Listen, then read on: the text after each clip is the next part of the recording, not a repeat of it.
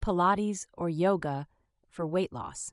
It's one of those questions that gets people weirdly heated online, usually from someone trying to sell you on one or the other. So let's cut through that and actually break down how these two compare, what the research says, and which one is going to work better for you specifically. Here's the quick version if you're in a hurry. Neither Pilates nor yoga is a pure fat-burning machine on its own, but they help with weight loss in two completely different ways. Pilates builds lean muscle and core strength, which slightly raises how many calories your body burns just sitting around. Yoga burns calories during faster-paced sessions, and it lowers stress, which helps you stop stress eating. For pure weight loss, Pilates has a small edge on muscle tone. Yoga has the edge on stress and actually sticking with it. Let's start with Pilates. It's a low-impact method built around slow, controlled movements that target your core, your hips, and your posture. It was actually created back in the early 1900s as a rehab system, and you can still feel that today. Every move is about control, not speed, not sweating buckets. For weight loss specifically, Pilates works mostly through body composition. It builds lean muscle, especially through your deep core and your legs, and muscle tissue burns more calories at rest than fat does. So even though one Pilates class might not torch a ton of calories in the moment, the muscle you build over a few weeks nudges your metabolism up a little all day, every day, even when you're just sitting on the couch. There's also a quieter benefit here. A stronger core pulls everything in tighter. So a lot of people look leaner and more toned within a few weeks of consistent Pilates, even before the scale actually moves. Now let's talk about yoga. Yoga is older and it's broader. It combines physical poses, breathing, and mindfulness. And depending on the style, it can be super slow and gentle, or it can be genuinely intense. That range is exactly why the weight loss answer for yoga depends entirely on which style you pick. Slow styles like hatha or yin are great for flexibility and stress, but they burn relatively few calories. Faster styles, think vinyasa, power yoga, ashtanga, keep your heart rate up and can burn a genuinely useful number of calories comparable to a light cardio session. But here's yoga's real secret weapon for weight loss. It's not the calories, it's the stress reduction. Chronic stress raises cortisol, and high cortisol is directly linked to more cravings, more sugar and fat cravings specifically, and stubborn belly fat that just won't budge.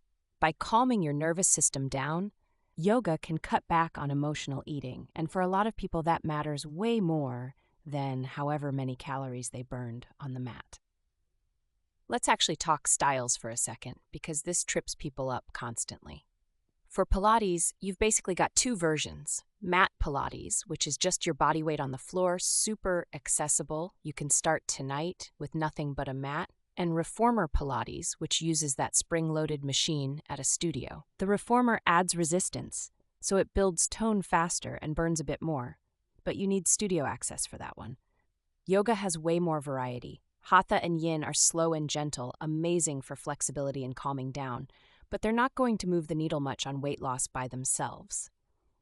Vinyasa flows continuously from pose to pose and keeps your heart rate elevated. Power yoga and ashtanga are the most physically demanding styles, and honestly, if weight loss is genuinely your goal, those are the yoga styles you want to be doing most of your sessions in, not the slow restorative stuff. So which one actually burns more calories? A fast-paced yoga class usually edges out mat Pilates. We're talking roughly 350 to 460 calories an hour for vigorous yoga versus 175 to 375 for mat Pilates. Reformer Pilates closes that gap because the resistance makes your muscles work a lot harder. But if we're comparing the most common at-home versions, flowing yoga usually wins on raw calorie burn. Now, honest reality check. Neither one burns calories like running or a real HIIT session does. If pure calorie burn is your only goal, both of these are complementary tools, not the main engine. Their real value comes from muscle, from stress relief, and from the fact that you'll actually keep doing them. For visible muscle tone, Pilates wins pretty clearly. Its whole design is controlled resistance and time under tension, especially through your core, your glutes, your thighs. People who stick with Pilates often notice a tighter, flatter midsection and more defined legs, and that reads as toned even at the exact same body weight. For stress and emotional eating, yoga wins. And honestly, this matters more than most fitness content gives it credit for. If your eating is driven by stress or anxiety or emotional ups and downs, burning more calories does not fix the root cause. Yoga's built-in breathwork directly calms your nervous system, and research consistently links regular yoga practice to lower stress and lower cortisol.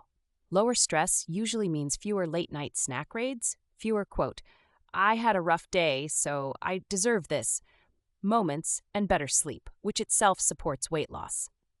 Let's talk about mistakes, because plenty of people do Pilates or yoga faithfully and still don't lose weight, and it's almost always one of these. Number 1. Expecting the workout alone to do everything. Neither one burns enough to outrun a bad diet. Movement plus your eating habits is the combination that actually works. Number 2. Picking the gentlest style available and expecting big changes. A slow restorative yoga class is lovely, but it's not driving fat loss. Match your intensity to your actual goal. Number 3. Doing it once a week. Consistency is everything here. One session a week maintains, it doesn't transform. Number 4. Rewarding yourself with food afterward. That, "I earned this," snack quietly cancels out the deficit you just built. And number 5. Never progressing.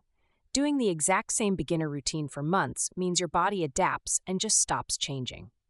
Let's set realistic expectations too, because this is where people quit too early.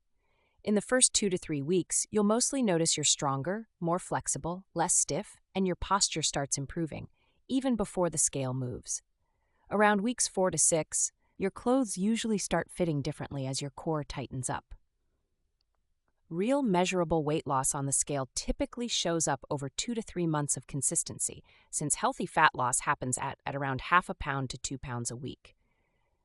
The people who actually succeed judge their progress by how they feel in the early weeks, not just the number on the scale. Quick word on cost and convenience, because this quietly decides whether people actually stick with it. Both Pilates and yoga can be done completely free at home with just a mat and a phone. That's a massive advantage over a gym membership. Studio classes, especially reformer Pilates, do cost more, but you get real benefits: an instructor correcting your form, harder progressions, and the accountability of a class you already paid for. A smart middle path a lot of people use: take a few in-person classes to learn solid form, then keep going at home for free to keep the habit affordable long-term. Now here's the part almost every article skips. Neither Pilates nor yoga alone creates a big enough calorie deficit to transform your body by itself. How you use them is what matters. Do it consistently, 3 to 4 times a week. Pair it with eating that's roughly in a slight calorie deficit.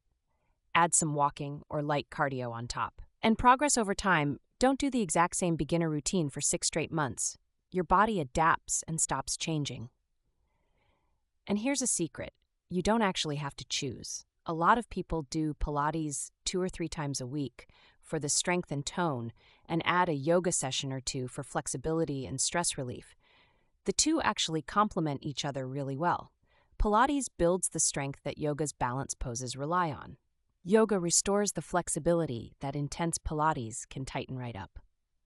One more thing before we wrap up: safety. Both of these are genuinely some of the safest forms of exercise out there: low impact, joint friendly. But if you're pregnant, dealing with a back or neck injury, recent surgery, or a chronic condition, check with your doctor first and let your instructor know so they can modify things for you. And beginners, resist the urge to force deep stretches or advanced poses too early. That's the number one way people get hurt in either practice. Mild fatigue is normal, sharp or joint pain is not. That's your body telling you to back off. So bottom line, choose Pilates if your main goal is core strength, a tighter midsection, better posture, and you like structured, precise movement. Choose yoga if you're carrying a lot of stress, you struggle with emotional eating, or you just feel better after a calming session than after a strength-focused one. And if you genuinely can't decide, that's fine too. Try both for a few weeks and see which one you actually look forward to. Because the one you'll keep doing beats the one that's theoretically better every single time. If you want the full breakdown with the calorie numbers, the best styles for each, and a beginner routine, The complete article is linked right below this video on the Fitness Road blog. Thanks for watching, and I'll see you in the next one.